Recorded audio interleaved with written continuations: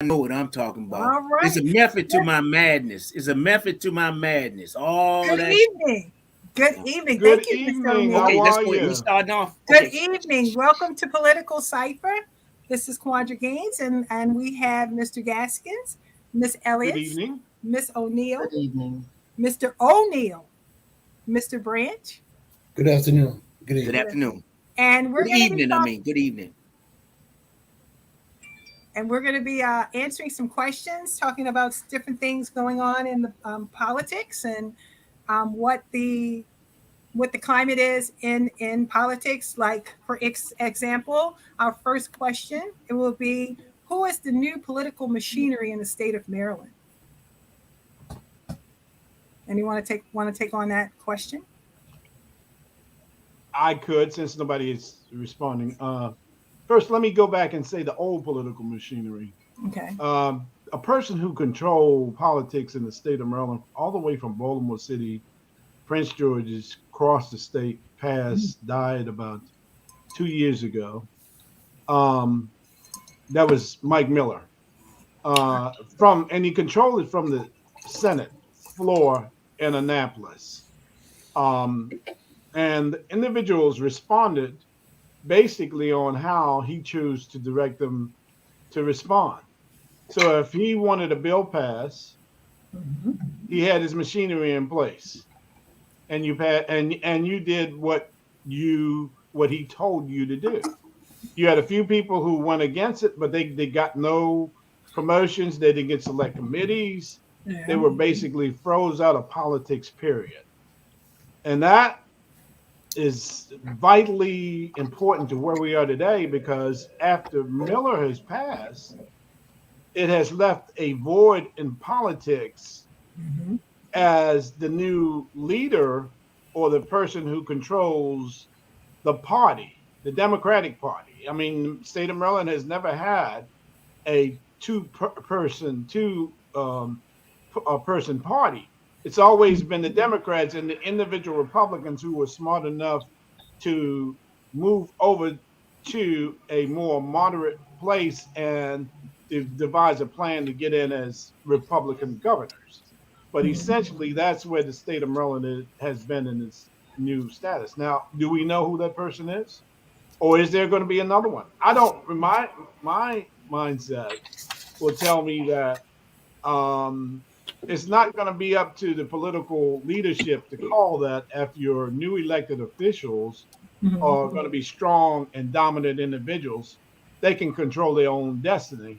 But you will have a lot of individuals on the outside who have money or who are going to have to get, who are going to try to get control of your candidate. And that's what we are probably have seen over the last election, and we're going to see for the next election how solid that that group of individuals who want to control politics and money in the state of Maryland. And it's all about the money. Okay. Now, do you think could there be one? I was thinking of one woman. I'm not going to mention her name, but I know that she had a lot of pull with a lot of the older Democratic leadership. I see two women. Hmm. I see the Speaker of the House as a Hmm. possibility, and I also see Yvette Lewis as a possibility to those two being very strong out there. And I've noticed how they have basically been upfront, and I think the speaker probably has a more a stronger. I'll use this word, a bigger stick, and I Hmm. think she showed that she's willing to use that out there. Now let's see whether it will be successful with this coming session because it's gonna. There's an old saying in politics, and the saying is that you reward your friends and you punish your enemies.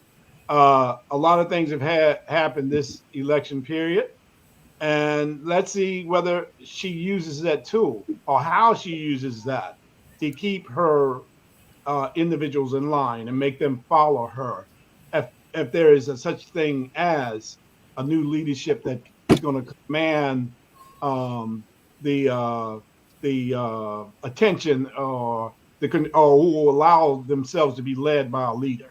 That will be the big question. Is there that person? Is she going to step up? Is she going to do that? And of course, there are other individuals, but I don't really see in the leadership. I don't see a male who has demonstrated, shown the capacity to stand up. I see one male who is out there. I see Darrell Bonds as a person who stood up, and obviously for me on my politics on one side, but he's willing to stand up and put himself in a position where he went against the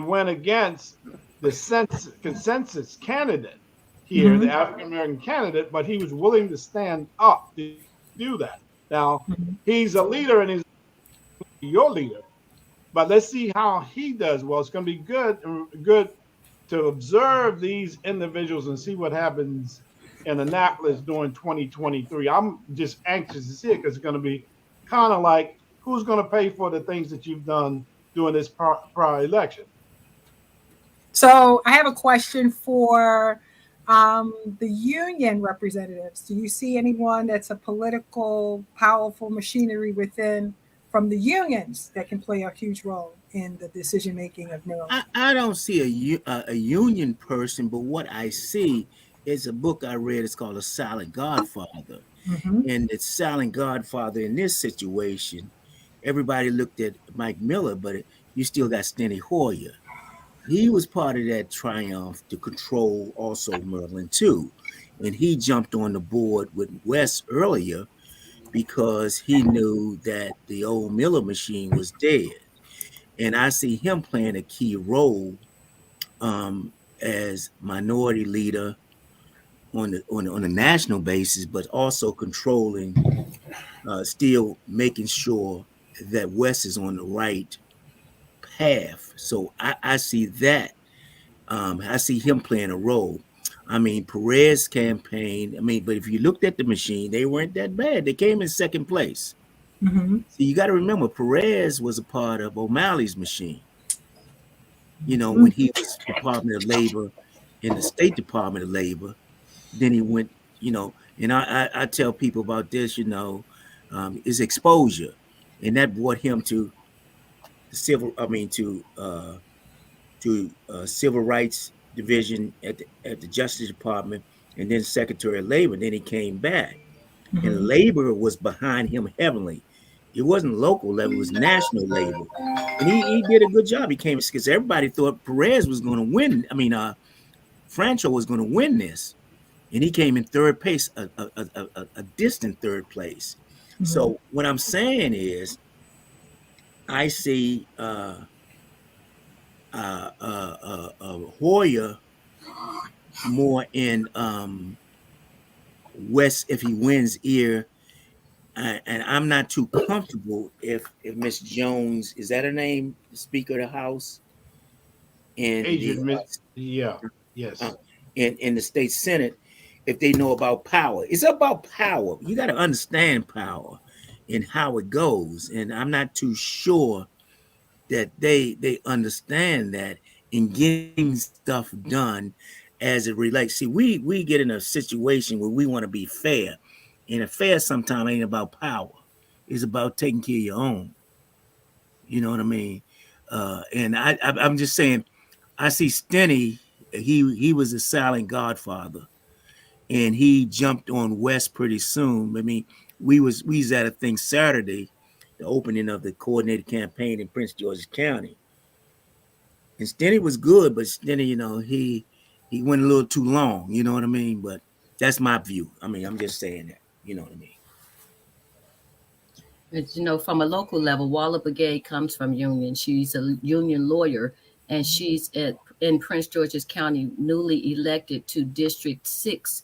Is that 25, the 25th area where Darrell Bond's district? And it's all politics is local, so it's going to be interesting to see how the council shapes around her views and what she believes in as a union person, a union lawyer. So I think that we're on the horizon of seeing some significant changes in the state, but particularly in the local level, at the local level. All right, Mr. Haney, welcome. Good Hey, evening. thank you very much. Had a bit of a problem. I finally got your email. Good to see everyone. And interesting what you say. And I recall last week the comments relative to Derek Davis, because at the end of the day, to me, it all comes down to the money. Even on the face value of it, two blacks and a female on potentially on the Board of Public Works. So when you, to me, talk about the silent Godfather, love that name. I know Mr. Gaskins, you know, to the question I asked him last week about Learman, right? So all of a sudden, do you work through Learman, right? Because her daddy, to me, incorporates the silent Godfather, right? Not an elected official, someone with significant power, including the power in Washington, D.C. of a Steny Hoyer, who has to be a lot less, who has to be a lot formal in his approach, whereas a Mr. Learman does not have to be, but that's daddy's daughter, right? Same thing you have in Baltimore with a Bob Emery and Elizabeth Emery, who ran for lieutenant governor, mayor, etc. So all of a sudden, is that the real silent godfather that can work through where the money is, the Board of Public Works, through Brooke Learman, and understanding that? Because at the end of the day, it's all about the money and who do they work with, even with what you alluded to with Derek Davis and him being a little shaky. And I saw that picture of what you painted last week. On the perception of it, it still doesn't look like it's looked in the past 125 years, where you had a white male, usually mainly two, on that board. So does Brooke Learman, her daddy, become part of that silent godfather, and they work through her to ensure that their foundations are kept intact?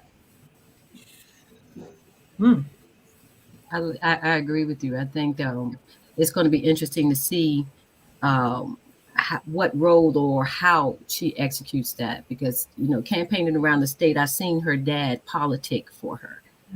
We hear her voice, we know her resume and her backdrop, but we know daddy too. So this is going to be interesting. Yeah, I think it was Mr. Gaskins that alluded to it last week, and love to hear his take on that, because to me, I highly respect his opinion around the entire state. And I think he spoke to the fact that, the Learman connection. And, I like Brooke. I interviewed her 2 weeks ago on my Monday show. She has that civil rights background, even though the civil rights isn't just something that's synonymous to Black people's rights. It could be to transgenders, to gays, et cetera, et cetera, et cetera. So we have to be careful as we disseminate that word and associate it with someone without investigating what civil rights are they protecting. And I think it was Mr. Gaskins that alluded to the fact that her father was extremely helpful in her ability to be a known quantity, qualified known quantity for that particular office. Look, I will respond to this, and I agree with you 100%. I've seen Brooks' father, Terry, work politics across the entire state, from being Steny's chief of staff for a ton of years. I don't know, 10, 15, 20 years. And he really fits that from outside of elected politics, that role of the spin master or the solid power guy in the state now. But we also know that you have two strong dynamics, three probably, I would say, and maybe even more coming up. You have Baltimore politics, you have Prince George County politics, and you have Montgomery County politics, who are still kind of controlling things. And you've got Anne Arundel County, who has a stake in this, and they've moved up the ladder because the county executive, if he wins, is a major player at the table, because he was one of the first ones on to endorse Wes Moore in the campaign. And then you have the smaller counties. You have of course, in Howard County, you have Calvin Ball, who is a softer player. And in Baltimore County has individuals there who have been in the political machinery for a long period of time. Now, behind your elected people, you have powerful individuals who are business owners and developers who want things to go their way. It's not politics just to be playing politics. It's politics because you have money that's at stake. And the way I do things, the way individuals do things, if you look very carefully at it, it's because someone with a lot of money is directing them to deliver. Now we all know we all know our local politics. You know well Baltimore politics of the individuals who have over the years managed to be in the game, no matter who the mayor was there. They were from the outside. No matter what happened to the elected official, they were there. We know them in Prince George County, and some of those individuals were a part of the machinery that was the Michael Company machinery. In Baltimore, I think you had, and I'm losing his name, but you can help me with that, Quandra. There, who was besides Angelos, you also had another major player there who essentially directed politics behind the scene there as well. Are you talking about a former mayor? No, I'm not talking about a former We mayor. could I'm be talking talking about about Pac. We could be talking Packers. about Packers. Padarakis. There's a few Padarakis. of them that influence because of their money and their real estate, which it comes down to as a game. It's the money and it's the real estate that makes the calls, in my estimation, when it comes to influence on politics. When we start talking about what you call zoning and who controls the zoning in Prince George's County, who controls the zoning in Baltimore City, who allows for environmental concerns at the state level, where they can get some of these development projects off the ground, because developers, we know, rule a lot of the day when it comes to special interests. But I think Padarakis has been very influential in Baltimore City. Mr. Haney, what would you say would be the residual impact? And I hear you talking, but 20, 30 years ago, maybe longer, there was a guy named Little Willie. And a lot of people always felt as though he had a great impact on Baltimore City politics. So you talking about Little Willie Adams? Yes. Yeah, I read his book thoroughly. Little Willie was a humble man to a degree, did a lot for Black people, but he did it in concert with white people in the white establishment, particularly when you go back to his number running days when they allowed him to do so. So while he helped a lot of Black businesses do what it is that they were able to do in terms of borrow money, start businesses up, it was in collaboration behind the scenes with white businesses, particularly out of New York City, that wanted to take over the Baltimore City numbers running, right? So even though from our perspective, he was powerful, at the end of the day, he was allowed to do what they allowed him to do, right? If that makes any sense to you. And the same thing when we look at our power. I saw a comment up there that the power structure is changing in this country. The power look may be changing, but the structure itself, which is why we mentioned the silent godfather, there to me is always going to be a foundation that they're not going to let erode. They're not going to let it erode. They may be willing to give us a bit and put our faces on things, but you can rest assured that they're going to protect their vested interests. And if not, then you see shenanigans that happen with IAEA, Sheila Dixon, and et cetera, when it comes to playing games to get us out of there if we feel as though that we want to own the process. Right. But also in that book, out of Willie Adams came Larry Gibson. Mm-hmm. And I'm saying is that Larry Gibson, he and I was telling Joe the other day, while Joe, who's in his late 60s, um, and Larry Gibson, both of those individuals out putting out signs. I'm not talking about yard signs. I'm talking about big signs all around the states. Mm-hmm. And I say that to say that Larry will Gibson will have some influence over. He will be in the discussion. Put it that way. Uh, Okay. with Westmore, because we have to look at when we talk about Westmore and the control board, and we saw it Saturday.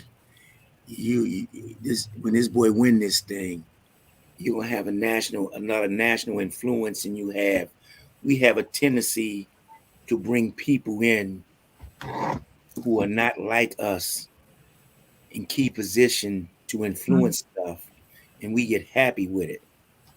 And Okay. I'm talking about white folks too. I'm talking about, and so we gotta, my thing is about power, and you have to be able to people that. It's just like y'all talking about Baltimore City. Whiting Turner is a Baltimore-based company, There's a lot of but it influence. does a lot of business over here. They did MGM. You know what I Mm-hmm. mean? And we have to put that in place. You know what I mean? And it just had to be discussion about uh, capital improvement and economic development and stuff like that, where we include black folks. You know what I Okay. mean? And it's not And, a I absolutely agree with you, Mr. O'Neill. And I think that with West, it'll be a matter of, in my estimation, when he wins, how smart he is at understanding what gains he can. Sometimes you have to pick and choose your battles, right? Mm-hmm. And what it is that you're able to do, even with that powerful board of estimate, that it'll be two faces of black and a female woman. You have to pick your battles in terms of what you want to gain. To think that you're going to gain it all and not cause discomfort or disruption among the uh, vocal majority. We talked about the silent godfather. We haven't talked about the vocal majority. That now all of a sudden you think that when they see the physical look of that board, you don't think there's going to be concern. Maybe it's already been expressed by Mm-hmm. how they have involved themselves in his campaign. So I think if they were smart, they're beginning to transition, either him or Dan Cox. What is a transition team? Because they got less than 90 days before they take over. Then they're immediately into a legislative budget, right? So they're working through these things now. So a lot of things, to me, I believe, are unveiling themselves, and sides are being drawn up, and agendas are being realized with achievable plans, Mm-hmm. smart being decided right now. What is it? What are we going to give West as a win or two in his first 100 days? Um, just what I see. but it brings me back. And we got a good chance to do a lot of things, but I always remember people forget about this when what's the former mayor, the black guy, Kurt Smoke. Kirk Smoke. You remember Kirk Smoke? Him and Clinton was a Yale graduate, Mm-hmm. and Clinton dropped all that money for housing over in Baltimore, and Kirk Smoke, he didn't do nothing. You know what I What mean? does He didn't that do mean? What nothing. does nothing mean? I Yeah. mean, he didn't.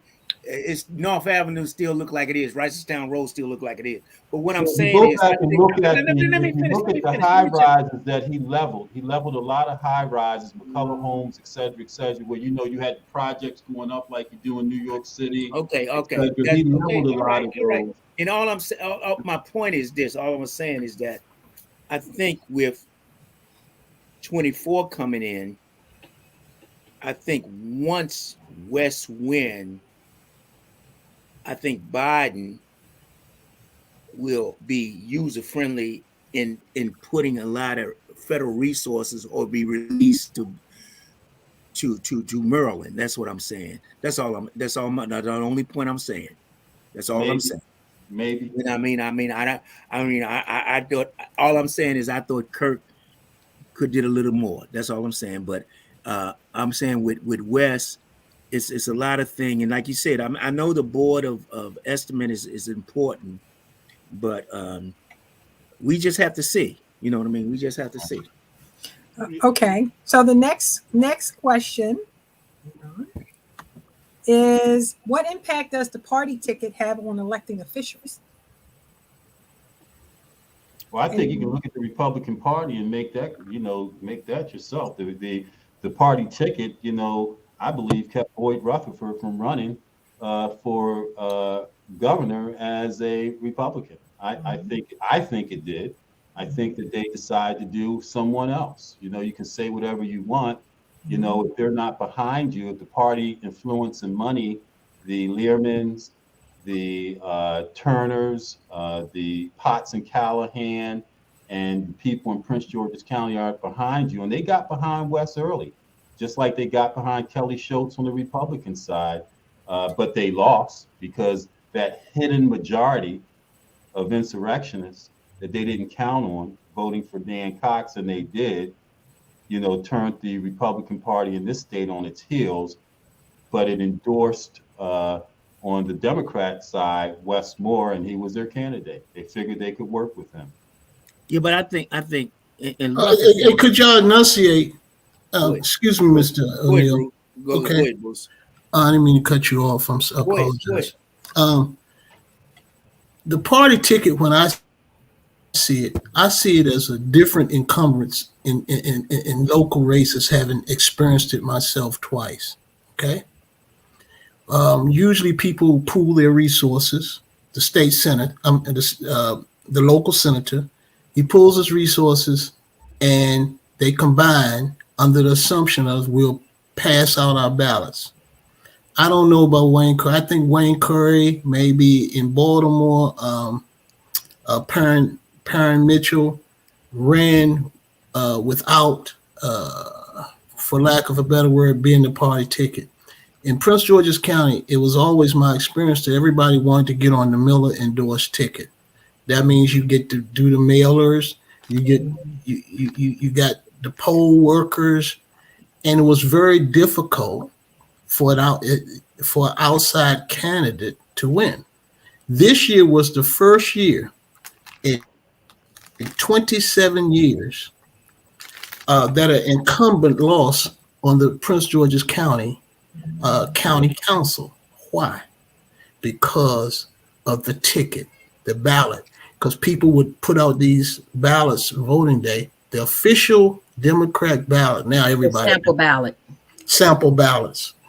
They would put these out, and older, uninformed voters would believe it to be so because their favorite person was on the ballot, because the incumbents were on the ballot. So they say, because they didn't do their homework, they would say, these are the people we are to vote for. I don't know if Wayne Curry, when he ran, maybe somebody who remembers, but Wayne was a person who appeared to be independent. I don't know if he was or not when he ran. He was not, Bruce. He was not. Okay. I said I don't know whether he was. I said he appeared to be. At least that was the optics of it. But all candidates, and this is one of the problems in the African-American community, I believe, are beholden to someone who gives them a salary. And so when they leave office, they have nowhere to go. That's it. I want to go back to Rutherford. I don't think that he was a placeholder in that he's never like a Michael Steele. You know what I mean? And Joe can contest to this. Even when black groups asked him to go speak around the state, he would counsel in the last minute and have a white boy go. You know what I mean? Are you talking about Michael Steele? No, I'm talking about Rutherford, the lieutenant governor now. He never had the ambition or desire, or I'm just talking about from my point of view, okay, to run for governor. I mean, he was just there. I mean, somebody, I don't know if it's Joe or somebody else. He's one of those Negroes is like to be, if 3-4 more Negroes walk in a room, he would feel upset because he always liked to be the only Negro in the room. He never was going to be. They never considered him Well, to I'm going run to for jump governor. in there. I'm going I to mean, jump in and if defend Michael that. Steele would have ran right now, Yeah. he would have won the nomination. I think it's reversed, Mr. Neal, because I had experiences with Boyd Rutherford, and I think Boyd was a stand-up guy. Boyd did a lot of stuff. You didn't hear it because Michael Steele is loud. He's noise to me, right? Okay. And I think they both went to the same school over there in D.C., Archbishop Carroll High School. I believe they both went there, right? They did.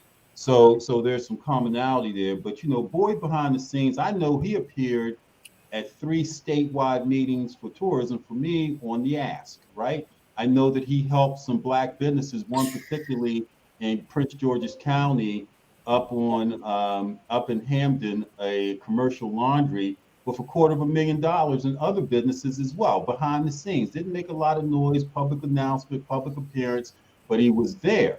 I believe that the Republican establishment questions whether, to me, just my outside perspective, questions if he's Republican enough to be their representative as governor, which is why I believe they outed him. Because if you go to be lieutenant governor, how many times did he serve on the board of public works? And I apologize for misstating and calling it board of estimates earlier. How many times when Governor Hogan was in cancer treatment, he served for a contiguous time on that board of public works, and he halted some stuff that was not fair to Black people. I give him all respect, having been a Republican governor that did not turn his back on Black people, and I think that may have cost him a bit in terms of endorsement as the person for the party ticket. Can I speak? Okay, so coming from the nonprofit end,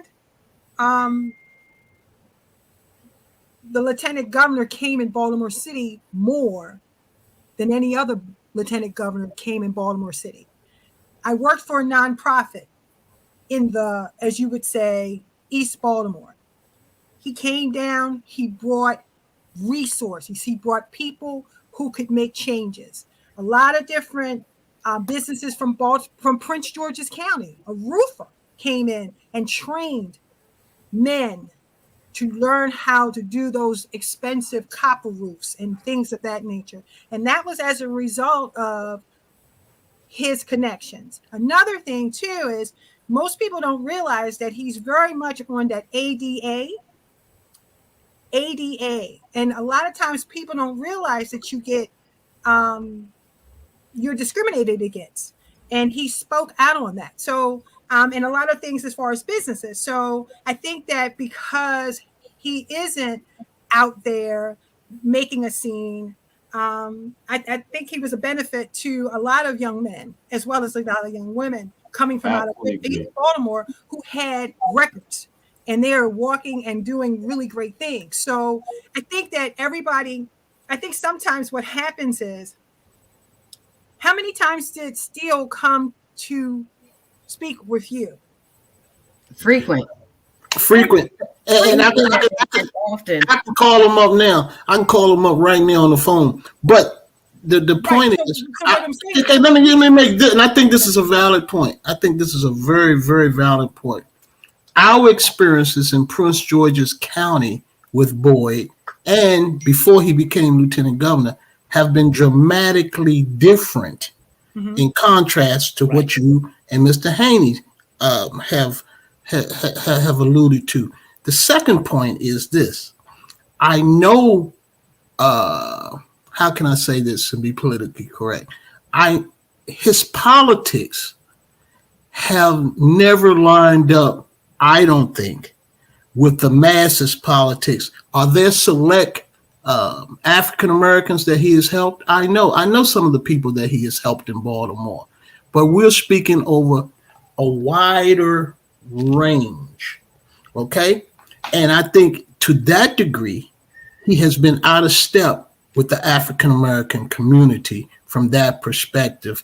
and maybe it's because he's quiet. When you guys probably don't remember this, but we were one of the people that supported Governor Hogan, and Boyd was one of the speakers.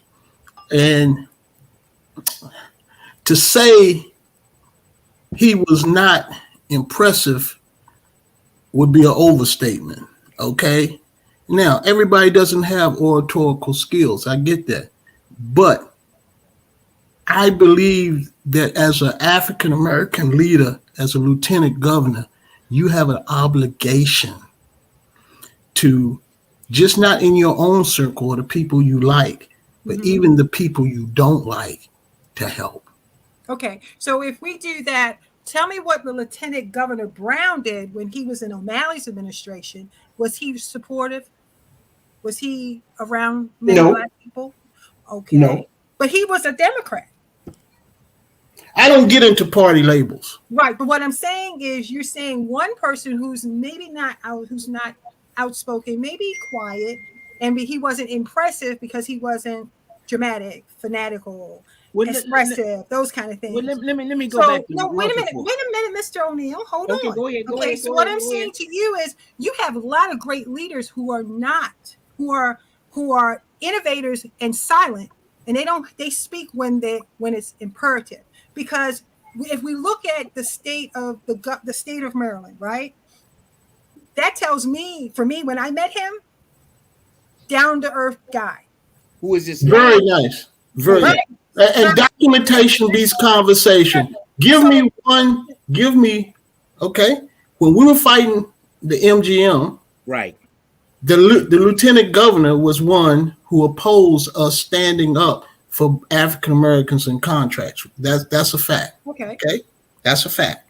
That's a fact. That's right. Right. That's what. Okay. The second thing is, if you could share one contract, 10 million or more, that Mr. Rutherford helped the African American get, I'll take back my words. Okay, so I don't do contracts. I'm dealing with real life crisis intervention issues. People who are homeless, people who need jobs, people who need food, people who need their gas and electric paid, people who need their water bill paid, people who get their stuff turned off, and we have to make a real nice interaction with BGE to get it turned on. I deal with real life. I don't deal with politics. Let me deal with. Okay, let's go back. When I said steal. Let me go back. Still, I remember I went to a fundraiser. It's a nonprofit here to help people get back on their feet. Mm-hmm. Women and stuff to get back into the workforce and stuff. At the time, I think it was Jack Johnson, Joe. Jack didn't put no money in that. Still got those people. The thing that Proctor is ahead of. I can't think of that organization. And I went to Still did that. But when you talk about, see, you got to remember. Let's be real. We talking about Black folks now. When we talk about Anthony Brown, see, a lot of people don't know this. And our state senator told us this when Michael Brown, I mean, when Anthony Brown first got into the legislature, he refused to get in the Black caucus because he said he wasn't Black. But O'Malley got him because he was user friendly. You know what I mean? And what I'm saying is when Bruce goes, but when we go up a day with Rutherford, we have a guy who was a part of Maryland business clergy. Mm-hmm. And what was that? The Martin Luther King Day thing? When we went, we was protesting MGM because no contract. He told our person who's a minister, don't even get involved with that MGM stuff. Leave that alone. Okay. I told our person. The question I have. No. What I'm saying is because we're talking about a $1.2 billion organization. I mean, a construction. Okay. What does that have to do with the party ticket impacting elected officials? What does that have to do with party? What does that have with the question? Yeah. What does that have? Okay. Here's what I think it was, because I ran on that issue. Okay. Mm-hmm. Politically. Mm-hmm. This is what I think it did. If our people had got to say we had got 300 million, 400 million in contracts, okay? As we should have, all right? Mhm. That money could have been dispersed to candidates who could have stood up to the system. Right. So when you have party tickets and they running with $100,000 and you running with 10 or 5, Mhm. you have no chance to win. Your illustrious state Senate president, he came up with a story that said I own 10 nightclubs where 20 people had got killed. Right. Our wonderful state's attorney, and she later shared this with me. She said, "I know Bruce. He Right. didn't. That's not true." And your now deceased state senator said, "It's a good story. We sticking with it." Okay, Joe. So what I'm saying is, if we have the money, I could say that you like sheep, but if I don't have the money to combat that, Mhm. I can't win. So the party ticket, and I saw them. They tried to take down Senator Muse with the same tactic. The party ticket or a ticket of Mhm. lies can defeat a ticket of truth. Now I could be wrong, but that's Okay. been my own personal experience. Miss Ellis and Joe. You know, I've fought against the sample ballot in Prince George's County with a group of progressive individuals, primarily because of Bruce's experience and many others in fighting the ticket and trying to get good candidates to be introduced. You know, holding individuals accountable for putting poor people on the ticket is going to be a constant fight for me, because we see elected officials not be effective in our communities because they get what you call it, packed in, or they swim in with the ticket. The 25th district is one in Prince George's, and I've seen a couple. I won't name the other districts that's in Baltimore that I've seen, but you see these individuals get put on the ticket and they vote for the slate. So we fought against the sample ballot primarily because seniors who basically want to know, they don't want to wonder who's running for what. They want to vote for a Democratic ticket or a Republican ticket or whatever ticket. They want to see who the candidates are. So the party has an impact on who's going to win that seat. If we can make money, we can finance our own companies, we can finance our own elected officials, we may what we're seeing right now is we have less of the ticket affecting it, because individuals are doing just that. They are running, they are touching the people, they're touching voters, and they're making their issues known, which is what a race should be about. Okay. So I have two more questions. The first one is the impacts of young candidates' involvement in politics, and how can it work in Prince George's County and Baltimore City? Yeah, I'm a fan for young people. I think we need a healthy mix in order to be effective. I support pushing for terms in Congress. When people get too comfortable in the seats, that's when you see corruption sets in. So if we're able to nurture and bring in a combination, new leadership with experience, the overall trickle down effect for our communities will be positive. I think we'll have greater results if we can have that healthy mix. I support progressives. Yes. To Lisa's point, I'm sorry. Go ahead, Bruce. To Lisa's point, many of those young people are changing the dynamics. Now you have an influx on our county council of maybe 3 or 4. I think they probably all are under 40. And I think that's going to make a dramatic change, because millennials, they don't think like we think. In Baltimore, you guys have a young mayor. I don't know how old he is. He's probably under 40. He appears to be under 40. 36. He's 36. And we have a governor that's going to be about 43, 44, or 42. 43. 43.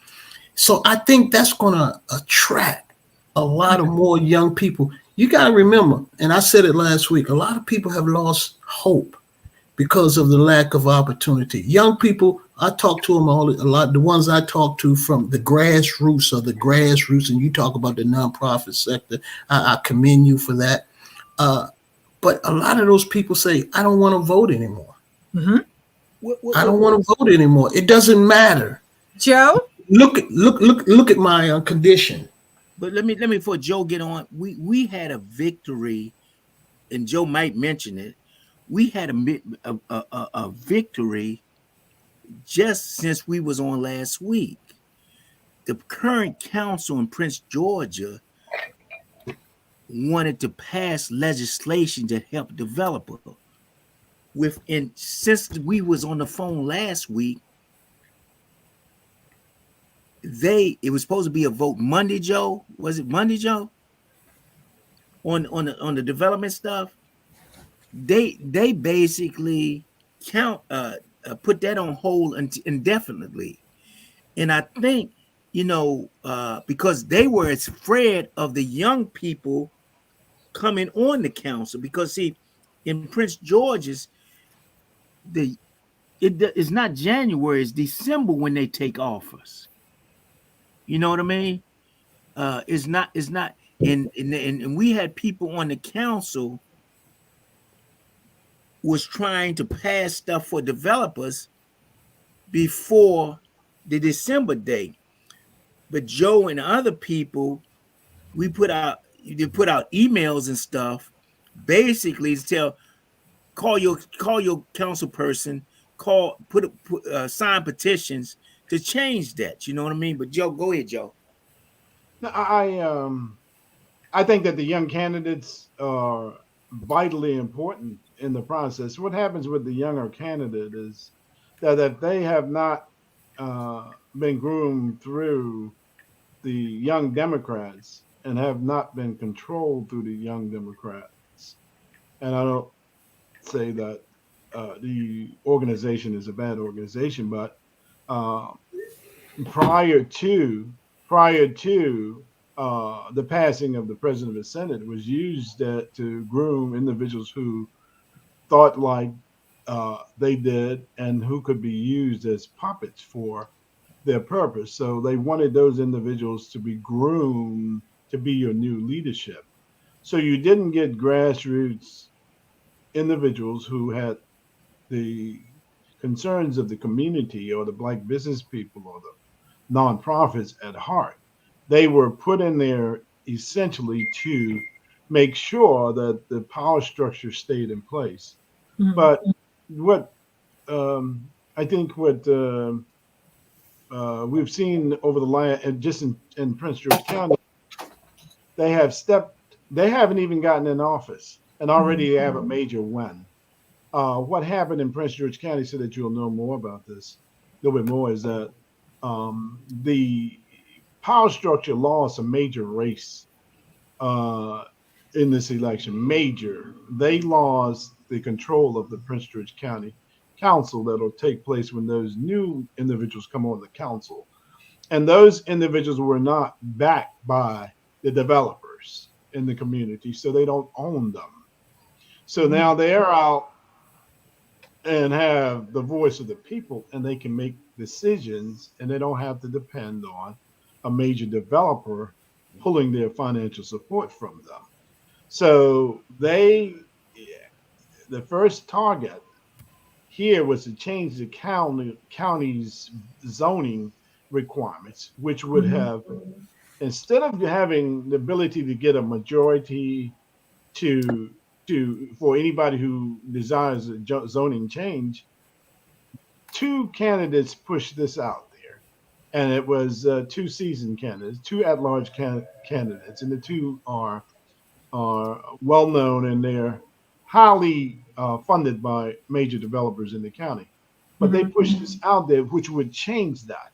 It made the county responsible for having to have a majority veto in order to oppose a zoning decision that a developer wanted to bring to the table. So it was a reverse. They reversed it, but through a high degree of intense community support and activism. Senator Muse spending a lot of time on this one behind the scenes, even before he's going to be sworn in. They were able to make those changes. Now, what is important about that is that uh, that's a dynamic that has not been done since, and I'll go back to that question that Bruce put out there, since before Wayne Curry. Wayne Curry was a ticket. He was a ticket person.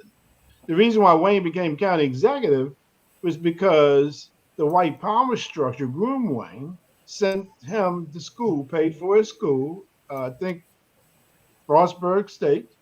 Not Uh, Frostburg. No, don't put that on Frostburg. Now, don't put that shit well, on Frostburg. in the state of Maryland, and then brought him over back to the law firm. Now Wayne was a good person. I'm not saying it. You use whatever vehicle you We put that shit on have Frostburg. to No, get we ain't to got get where you need to go.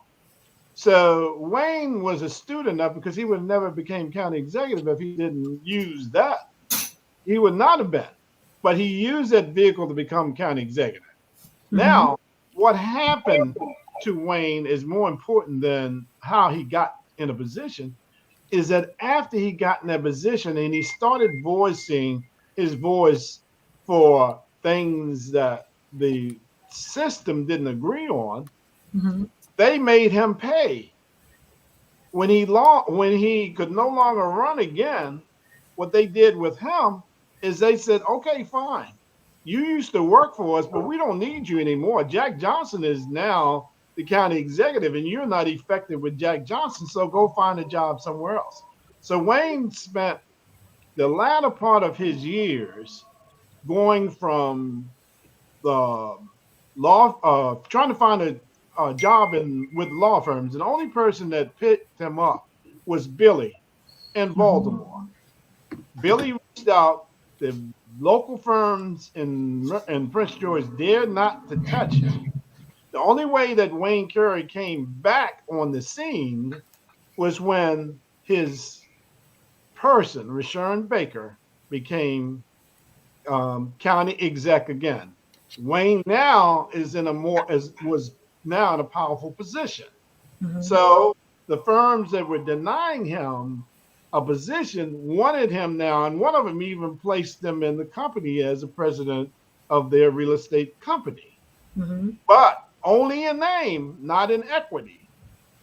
So basically, we have become kind of pawns, and we've not empowered ourselves to where we have the capital to do things. So we always dependent on certain individuals to fund us. So I think going back to the negative roles of developers and influence, it is detrimental to us over a period of time, because I think you're looking at a very similar situation in Baltimore City, in which you have a young mayor, but the controlling structure behind him, the person behind him is O'Malley, behind the scenes, pulling the strings on him, where people really look at a young dynamic guy and says he should be doing well, but you have to look at the entire equation, how you get there. Once you get there, what can I do and be effective? Do I have enough heart?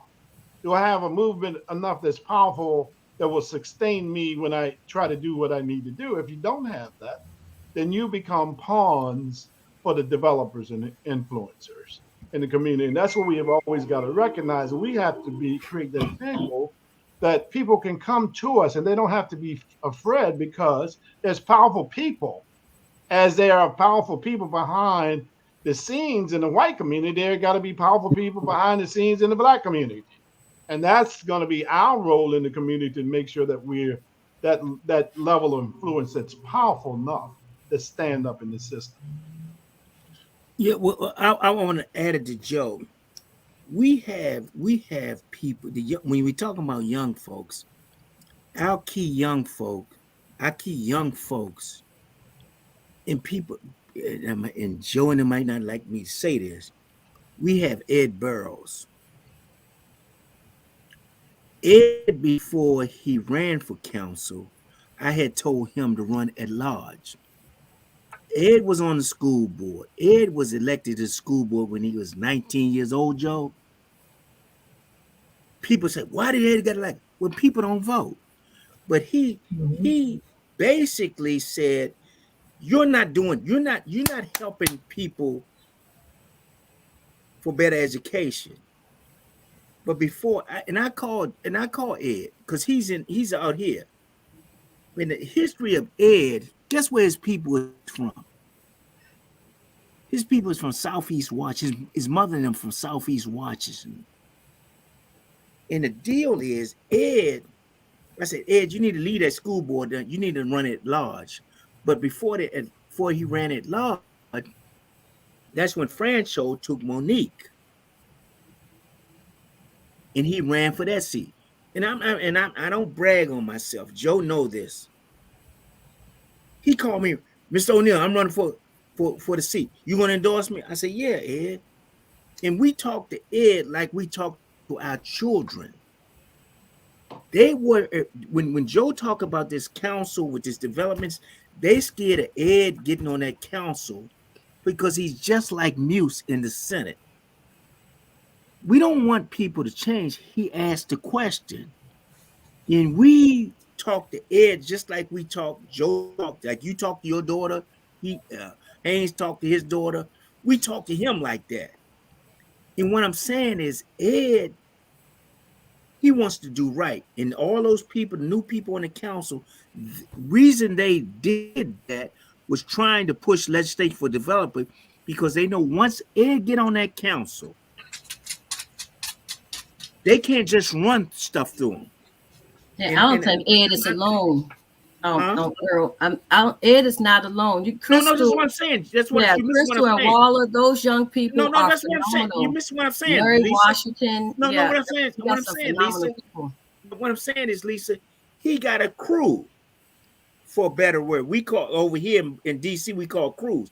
He got a crew. Waller, Crystal, all them is his crew. And what I'm saying is, they are Calvin Hawkins, Sydney, all them are kids scared of that crew because Ed, I'm gonna tell you, this is how effective this boy is. And y'all got this Haynes over Baltimore. When you have graduation for high schools, the school board people, the city council people go on the board. They barred this Negro from sitting on the podium for graduation. They said if you don't come in as a regular guest, if you try to come in this back door, we will lock your butt up. And what I'm saying is I'm saying he's humble. And what I'm saying is, but he asked the question and make sure that we're moving stuff forward. That's what we got. Now the deal is, if people ask me, I'm just telling you, we talk about Senator Muse. People say, why you support Senator Muse? Wow. He don't do a lot, but he asked the question. And he, in turn, when he was Crossland High School, he was an intern for Muse. So what I'm saying is, we got some legacy. If he don't do right, Joe, they articulate. I'm not articulate. I can call Brers up like now and cuss him out. But his people is from Southeast Washington, so they know about the struggle. Okay, so I have a question. Okay, so you're talking about one youth that you have groomed or has been groomed. No, what I'm saying is, but that young folks crew that he has that's going on the council, that legislation they stopped in Monday, they was afraid that they couldn't let it go till January because they wouldn't approve it for the developers. That's all I'm telling you. I understand that, but it was something that was stated. Young people don't see the value of voting. Young people don't see, you said the young people don't see hope in government. Some adults don't see hope in government. A lot of people don't vote. So if developers and influencers know that if they keep their paws on bringing in more social determinants and behaviors health and keeping people down in a fog that they're not going to vote because they're not going to believe in Westmore or anybody because they don't see hope in any of the leaders. So what is the positive role that an influencer or a developer could do to bring more people into voting? If I can take that on for a second, because I'm listening very carefully to everyone, and I disagree, black young people particularly, and I don't label them all progressive. Because we have to understand what the word progressive means, because they're not all progressive, That's particularly true. if they've been mentored by whoever they're mentored by. I think that our millenniums, Generation X kids, they vote now according to where they see the benefit, right? Mm-hmm. So if they don't see the benefit, if we don't point the benefit to them, they're not going to participate. They're not going to vote. They're very astute. They know that they're not going to waste their time for our benefit, given the influences of developers and influencers, right? So if it's for our purposes and not necessarily something that they can buy into, they're not going to do it. They came out and supported Obama initially. They didn't support him during the midterm, so he lost the House and the Senate, which isn't anything untraditional. They supported him in the second election, and so he won again, right? They supported Westmore because they see the benefit. If our politicians aren't willing to play the game and take hits, just like in football, and what does a hit look like to our community?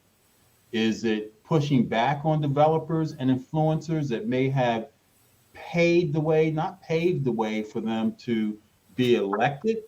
What does a hit look like for a Westmore, for Mr. Burrows, you mentioned, to a Calvin Ball, to a Barack Obama? What does a hit look like for our community? Well, I think we'll get a good sense of that with the Board of Public Works as Westmore begins to formulate his agenda. What sort of hits is he willing to, what sort of hits should he take for our community that are of comfort to the traditional foundation of power, because that's not going away. It's not going away. And the negativity of the developers and influencer is that it has not, in my estimation, involved us in a fair manner. And fair isn't always 50-50. Mm-hmm. Fair is a matter of us being able to develop Mitchellville or parts of Brandywine or parts of Oxon Hill. And because that's where we live. And when Rosecroft Racetrack needed to be whatever, and I heard someone allude to MGM and we should have gotten. How do you measure what we should have gotten? How do you really measure? I remember when the project was Port of Americas, back in the early 80s, and every time it changed hands, someone made hundreds of millions of dollars, right? And we missed out on that boat in the development of Oxon Hill Road and that whole Fort Washington corridor up there. When you talk about Prince George's County and the money, and that's when you had Tom McMillan and Paris Glendenning, right? Running that power in Prince George's County, the southern aspect where many of us blacks live, straight down Indian Head Highway, off to the right or off to the left. And what did we benefit then? So all of a sudden they decide to take Port of America's project and put MGM or whatever you have there then, and we expect. There's a lot of pre-work, I believe, that comes into play decades before development happens that we miss the boat on because we don't necessarily understand that game. And we got to get better at that. I have a question. Do you see unions as influencers? And how are you influencing youth to go back into the trades? How are you Did you say union? How are unions influencing let me youth? address that. Let me address that. Okay. I was going to address it. Oh, go ahead, Dan. Go ahead. So my point, I'm addressing it in a very concise and succinct manner, Mr. O'Neill, so you can Go ahead. Right? So my point is that the Democratic Party, because I remember or recall Mr. O'Neill saying last week about Ask Me, right? And it's okay, right? Is that the Democratic Party has traditionally used unions to influence Black people to do whatever they wanted to without any thought of anything whatsoever. So unions can be a positive in terms of protecting people on the job, When it comes to political persuasion, they're negative to me because they don't allow people to think for themselves about who they're putting in office, and whatever AFSCME says or whatever the electrical union says, that's who we're going to vote for, even the teachers union, when I want to think through and judge a candidate for myself. But the Democratic Party tends to use them to bring the votes of people along. Okay, all I was gonna say is, ask me. You got to remember, ask me is a public sector union. We represented public employees, whether they're school bus drivers and all that. I'm not saying that. I talked to Burroughs because he endorsed, and Joe know this, and Joe keeps quiet on me on shit, that he did a thing with apprenticeship program.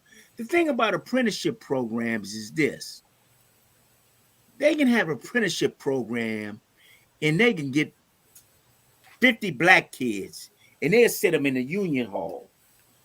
You know what I mean?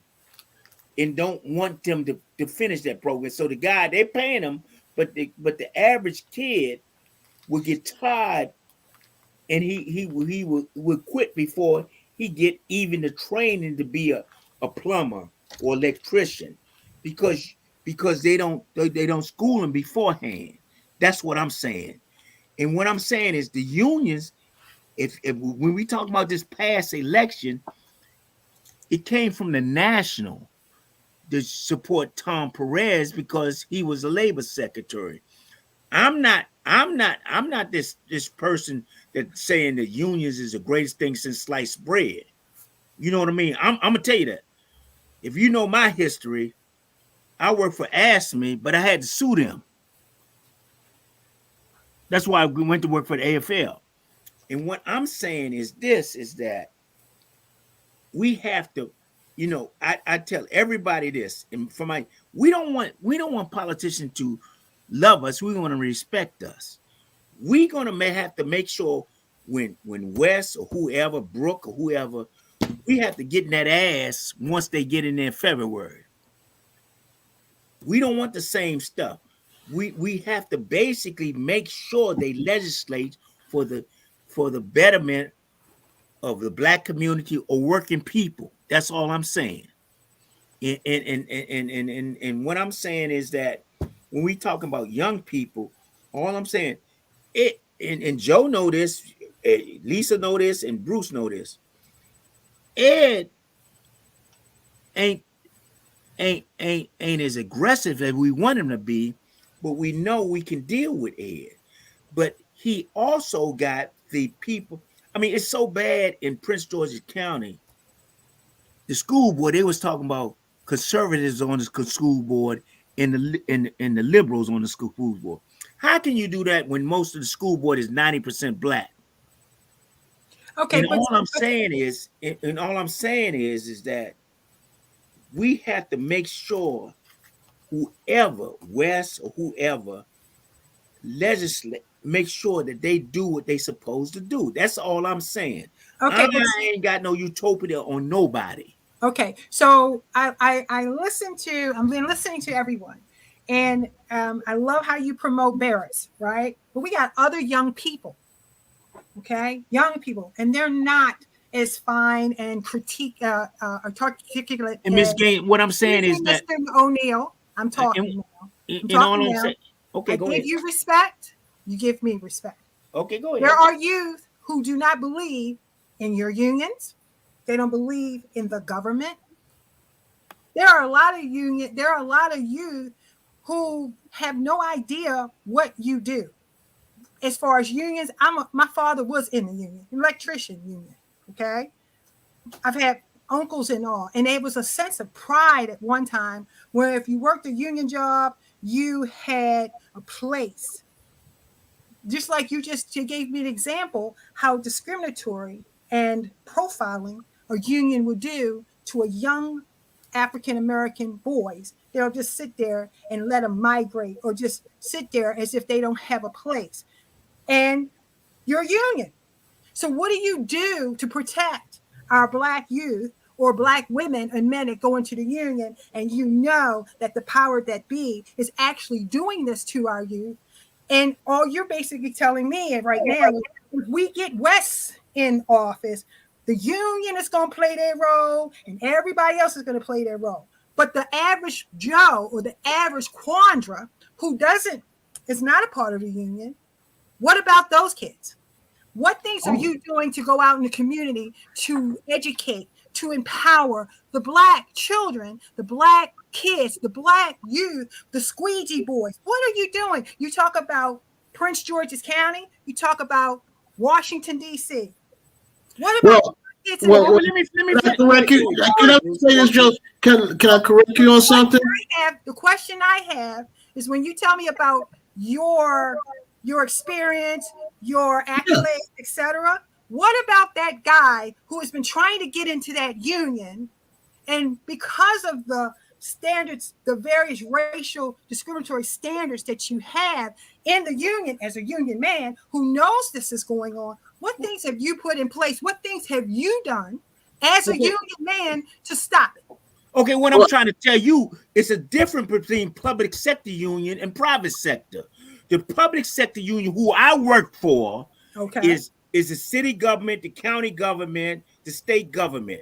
Well, they discriminate too. So what are you doing to change what I'm saying is that we make it that they can get that. When you talk about private sector, the plumbers, the machinists, the IBW, them white folks, the iron workers, they ain't trying to get Black folks in there. They talk about apprenticeship programs, but they really they set them up, but they set it up to fail. And what I'm trying to tell you is that it's no something to tell him, hey brother, if he tell you to sit there for 6 months and he paying you, sit there for 6 months. I'm not saying that unions are correct. I'm not telling you that. I'm not saying that.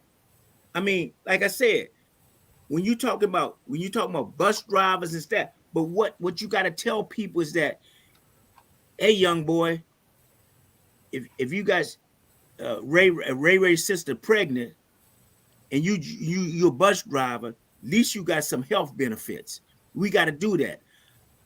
You know what I mean? And what I'm saying, and I'm saying from the union organization point of view, they're not. I'm not saying they're on top of that. Okay, I'm not saying they're on top of that. What you just told me, basically, you gave me a scenario. Okay, John, you go hit in there and let them just sit there and use you as nothing. You're really nothing. I just want you to but what I'm saying is you're not nothing. But what I'm saying is so that you can get your benefits, so that you can say that you're a union man. Okay.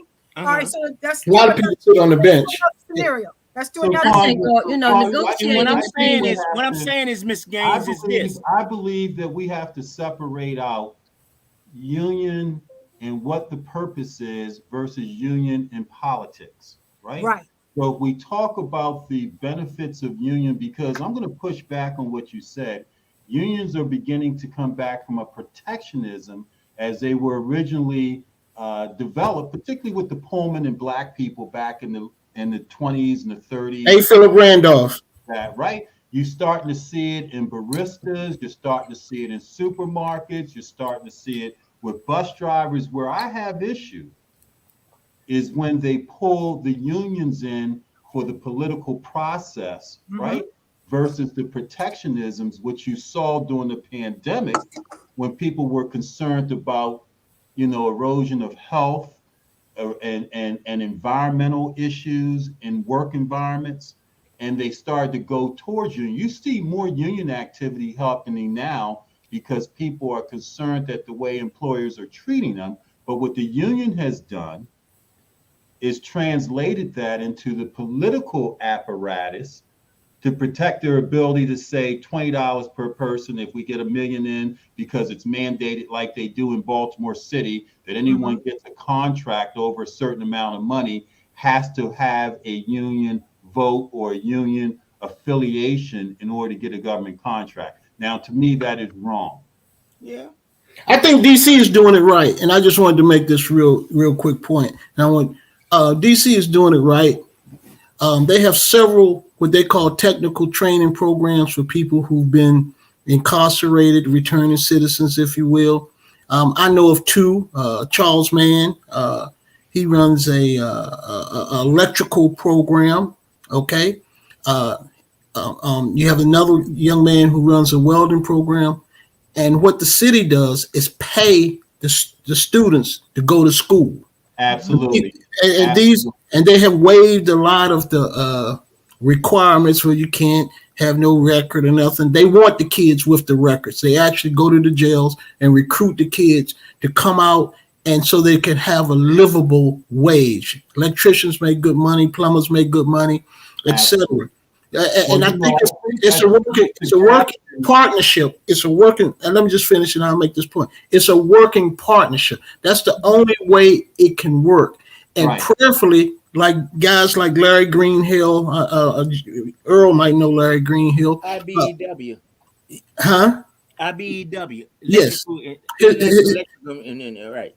But you know, there is a guy named Senator Rosa Pepe, and maybe Mr. Gaskins knows him, and I thought he represented a bit of your county. When you want to talk about TAN's apprenticeship program that's in high schools now to give kids the alternative, particularly for Prince George's County, look at Senator Rosa Pepe, who at least, I believe he represents a piece of your yes, county. up about College Park. Right, exactly. Yes, So take a look at TAN's, TANZ, apprenticeship program that they've gotten high school models up there in Prince George's County now, and it isn't union induced, meaning that, you know, the unions aren't the ones that are the foundation of it, but he's doing a tremendous job at getting apprenticeship programs in high schools in Prince George's County. Baltimore's not smart enough. He's been trying to get Baltimore to buy into it at the high school level. They just can't figure it out. But he does a tremendous job, Senator Rosa Pepe, and I commend him for that and what he's doing for apprenticeship programs for particularly African Americans in Prince George's County high schools. And then let me just go back because you said something, and it's been 10 minutes, and I just wanted to not correct you, but just enlighten you somewhat. You were talking about the MGM in Rosecroft. A lot of people don't know that was land originally owned by African Americans. It might even have been a Which one? Rosecroft or where MGM is now. okay. And you was talking about what is our expectation.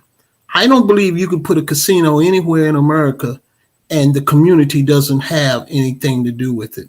We didn't get our fair share. They said each time they tell us it'll be the next contract.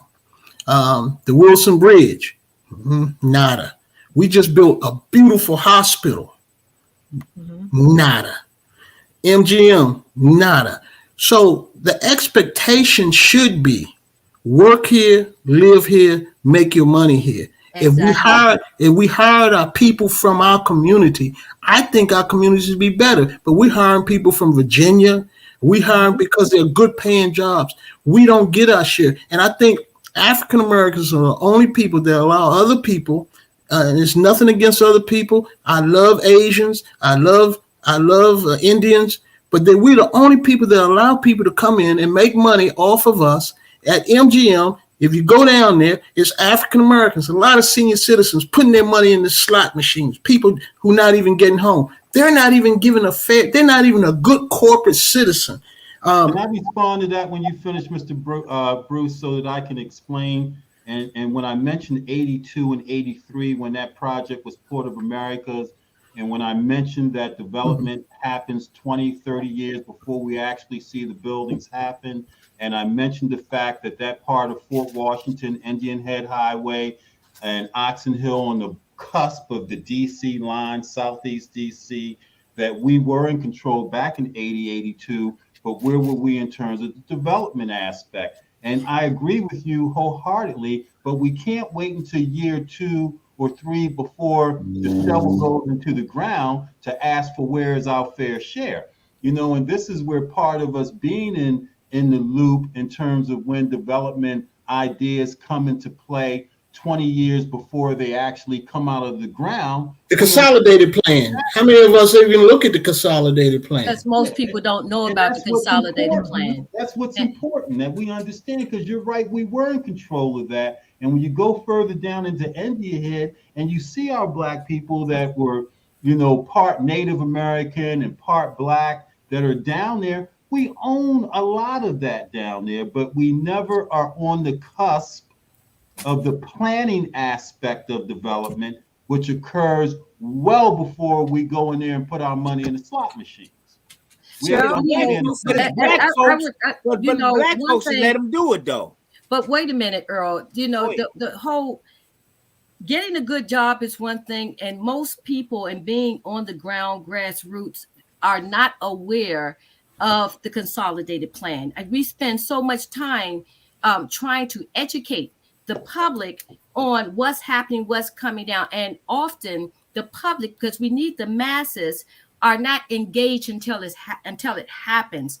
And even at that point, we still should not be satisfied with a good job. We should, if you're in my backyard and you're telling me in my backyard that I can't be an owner, I have an issue with that. I mean, I have a major issue with you being satisfied with one Black person on a multi-billion-dollar project that's already super, super rich, making them richer, instead of actually engaging Black ownership in your backyard and saying somewhere along this food chain that we can't eat. That's a problem. And I know that the bigger issue is moving people into action and introducing. Here's what's happening here in Charles County. We have a Black urban district that's being developed in Waldorf. The majority of Black owners or our community have no idea that that's even being considered. So to literally put that out there now to get our businesses in position so that they can scale to this project is a major task, but we must do it and we must continue to work towards it. I also wanted to comment on the union issue because we've seen SEIU bash people. I mean, just totally be terrorists in the community. Senator Muse was bashed by SEIU. So until we can actually get union members to understand their leadership, and that if you don't want to be a part of being dragged into electing people or backing individuals that you don't agree with, learn how to literally get in position of power within your own union. Unions are needed. You need someone to negotiate on your behalf, especially for Black and brown people. But with them being in politics, the negative impact has been horrible. I mean, just totally I absolutely agree with you, Lisa. I agree with you. And to your point about the consolidated plan, we need a seat at the table when a developer brings a plan to the table that they want to develop something and turn it into something that it wasn't before. And that's when our negotiations is strong, not when they start talking about bike lanes as an amenity for what they already got approval for 15 years ago, when we don't attend those hearings. We don't go to those hearings, and then quietly, and then all of a sudden we want to go to a public hearing 2 years before. It's too late. Yes. So Mr. Haney, why is it? Don't you think it's the responsibility and incumbent upon the people that we've elected to represent us to bring us to that table when it first happens? That they brought by the developers, so. I want to hear you say that the developers have paid them and bought them out. So it is so funny because you're absolutely right. We depend on it, but the developers are the ones that put them in office. So why would they allow them to tell us when to come to the table? It's unfortunate, but maybe the progressives like Mr. Burrows, you mentioned earlier, who are going to shun that sort of stuff, will get on top of those things now, and the developers don't become influencers to the politicians, that the influencers are the peoples like Barrows that are telling us and influencing us to get involved in the development process at the point of planning. So don't you think this is what happens too? to me, I've seen some good people go to Annapolis. I mean, really, really good people. It's like down there's some kind of vampire that bites them in the neck. It's called George Washington's false teeth on the dollar bill. And they change. No, they don't. They change. And I think to Lisa's point, the reason they change is because they know I can sit here for 20 or 30 years. Yeah. You know, we have people down there voting who don't even know their name. They just bring them in for the vote. On your referendum for November's term limits in Prince George's County on the referendum on the ballot? We have term limits in Prince George's County. I'm talking about the legislature, state legislature. I mean, is term limits on the ballot for, you have city council term limits there? Yeah. Yeah. Their term limits, they do 2 terms.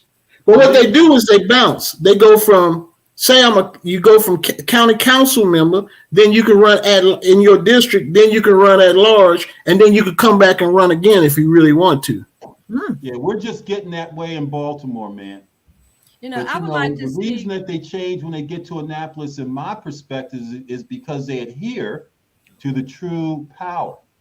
And the true power are the money lobbyists that control the agenda of Annapolis. And that's why in January and February, it'll be interesting to see what really controls the agenda and the budget then, given the changeover in power. It'll be interesting to see how it works. Lisa? You know, I have a lot to that literally this conversation is just so broad because it still trickles down to action and education and moving what can move individuals to change. Term limits is one of the things, especially for Congress, because we know the Steny Hoyers and the effect and the power moves that's playing in Annapolis that still plays out. I think the Speaker of the House is phenomenal in her leadership in helping to shape that change with a Black agenda. But it's up to individual activism and boots on the ground to really motivate the public so that they can understand the benefit at their kitchen table of how this affected and being engaged now. After the fact, it's like fighting an uphill battle. We fought so hard for National Harbor to get Black businesses at the table, to bring certified companies to the state. We fought tooth and nails and for medical marijuana, and we still are behind the table trying to get in, suing the state, still trying to ask for additional licenses when we know the effect of where we are with being imprisoned still with marijuana and all instances of marijuana. So letting individuals understand this is important now and not after the fact, not a last minute thing, is I think our challenge and what we need to move into January with our agenda, an action agenda that's well thought out and that can actually stimulate people to action. Okay. Quandra, if I can, because I've got to push on to another meeting with my work team that I put back because I wanted to be here. And all I want to say, man, this was a great conversation. Lisa, Mr. O'Neill, Mr. Gaskins, Bruce, I thoroughly enjoyed it. I am interviewing Dan Cox on my show, 60 Minutes in Black America, this Sunday at 6 p.m. because I believe that we got to understand, even those that we may not agree with, what it is specifically they're saying. And we're working on Westmore.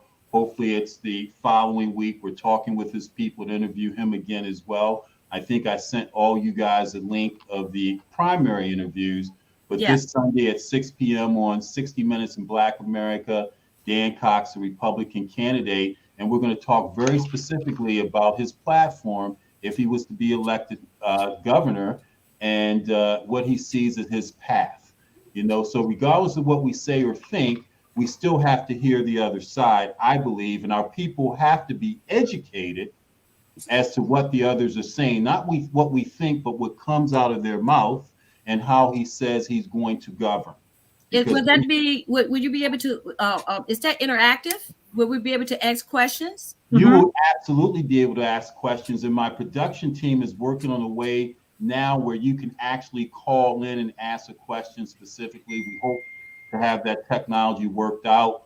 But, I get people that push back at the interview initially. And he was the most popular interview when I did it during the primary. And I'm hoping that it's because our people wanted to hear for themselves out of his mouth what it is he had to say and how he would govern. And if you listen to it, it's interesting. I'll let you formulate your own judgment, but he's a gentleman and he was very cordial and I enjoyed it and I'm very much enjoying this one.